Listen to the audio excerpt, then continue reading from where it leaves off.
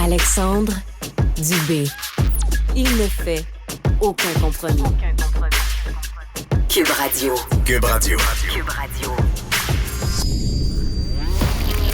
Culture et société. Il met ses plus beaux atours et du miel sur sa voix.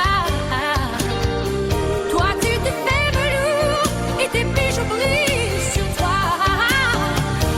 Que tes poèmes et rêves et lointains voyages. Tu réponds, Florence peinture, impeccables. On aura droit à une incursion symphonique dans l'œuvre de Céline Dion. Salut Anaïs. Allô, Alexandre. Ça se passera les 27, 28 décembre prochains à la Maison Symphonique. Exactement. Et dès ce matin, 10h, vous pourrez vous procurer vos billets. Et on manque pas de Céline, hein? On va se le dire. Céline qui, est absente, vous le savez, mais n'empêche que les fans sont quand même, se sont choyés depuis quelques années, que ce soit, le film pas sur la vie de Céline, mais un peu inspiré de la vie de Céline, le fameux film Aline. Par la suite, on a eu droit à une biographie non autorisée. Je m'en suis pas remis encore, moi, d'Aline. Oh, moi, le nom des personnages. Jean Bobin. Voyons, momé. Non, Je suis en amour, momé. Mais certains, là, on dirait un mélange de la petite vie, là, ce que tu fais présentement. Là. Je suis pas allé à l'école de théâtre, là. Regarde, donne-moi une chance. Je te donne une chanson, Alex. Et il y a eu cet été à l'Agora de Québec où on a revisité, en fait, l'album 2 de Jean-Jacques Goldman et Céline Dion. Et là, comme tu l'as mentionné, c'est l'Orchestre Philharmonique du Québec avec sous la direction le chef Alexandre Dacosta qui est tellement gentil, soit dit en passant. Cet homme-là, le cœur sur la main. Je veux le mentionner à chaque fois que je le rencontre, notamment Salut Bonjour. Gros coup de cœur pour lui et sa famille. Ça voyage en troupe, hein, eux autres. Là. Je les aime beaucoup.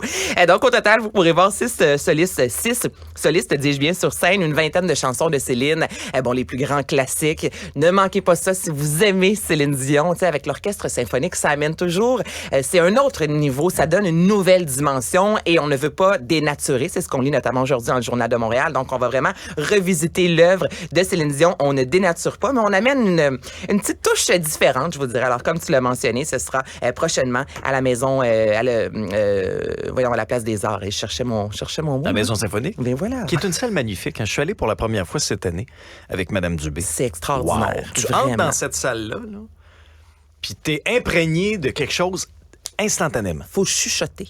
Oui, je trouve que tu entres là, même s'il n'y a pas le concert encore. Non, mais tu chuchotes. Tu rentres au Centre Bell, tu cries. Il y a quelque chose qui se passe. Non, mais c'est vrai, chaque salle a son énergie. Puis je trouve que la Maison Symphonique, tu as tout à fait raison. En rentrant là, on dirait que ça te donne envie de marcher sur la pointe des pieds, de chuchoter. Il y a une délicatesse dans cette salle-là qu'il n'y a pas au Centre Bell. Oui, note à moi-même, ne pas aller au Centre Bell. Au Centre Bell, ça colle par terre. qui rentre puis qui crie dès qu'il rentre. OK. Sylvester Stallone, un acteur bien connu, aura son documentaire sur Netflix. Oui, et les premières images sont parues il y a quelques heures de ça. Donc, je te fais entendre, évidemment, c'est en anglais, mais je vous fais entendre un extrait de la bande-annonce. At that point, I knew my fate was determined on the pen. The genius behind that. This was not an accident. This is the theater where Rocky premiered. My brother goes, this could be the best day or the worst day of your life. Something happened, something magical. You could hear the cheers from the inside, outside on the street from the theater. Écoute, j'avais des frissons en regardant cette bande-annonce-là qui dure quand même près de 3 minutes. Moi, j'aime ça. Je trouve que là, ça nous donne vraiment une idée de ce que ce documentaire-là mettra de l'avant. Ce sera le 3 novembre prochain sur Netflix. Et comme on vient tout juste de l'entendre, évidemment, on retrace vraiment l'histoire de Sylvester Stallone et de Rocky, qui, je vous rappelle tout d'abord, Sylvester Stallone a joué off-Broadway pendant quelques temps. À la suite, il s'est retrouvé littéralement dans la rue, là, sans abri. Personne ne voulait l'engager. C'est à ce moment-là qu'il a tourné un film érotique. À l'époque, il avait payé $200. Là, je savais pas ça. Absolument. Donc, The Party at Kitty's and Studs. Alors, $200. Sylvester Stallone, je l'ai pas... je vais t'avouer que je connais le film. J'ai vu quelques scènes pour en parler avec Benoît Dutrisac, mais pas plus que ça. Okay. Et lorsqu'il a tourné ce film-là, justement, à l'époque, $200.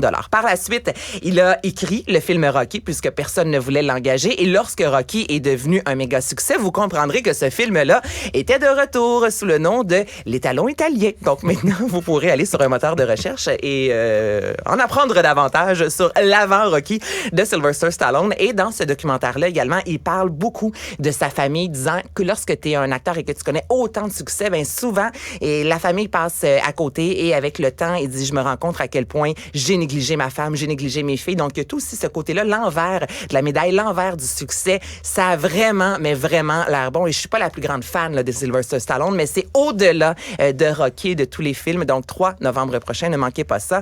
Juste pour toi, je te rappelle L'étalon italien. Oui, j'ai fait une petite recherche. Les membres de NXS qui se réunissent brièvement pour la sortie d'un livre. I need you tonight, 'cause I'm not sleeping. There's something about you, girl.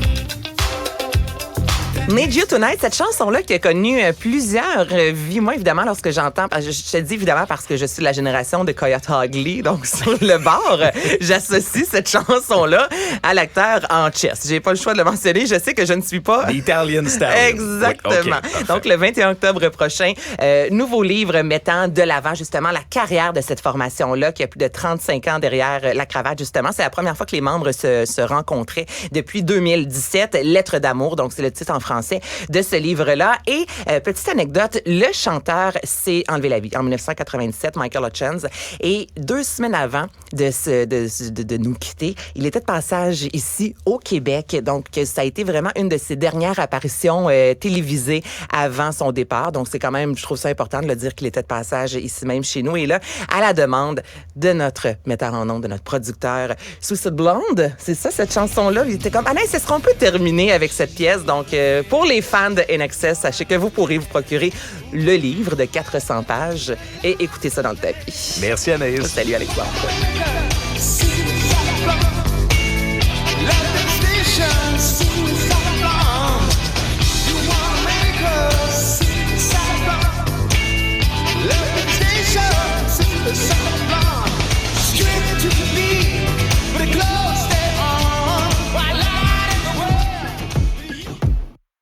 L'émission d'Alexandre Dubé est aussi un balado. Écoutez au moment qui vous convient en vous rendant sur l'application ou le site cubradio.ca.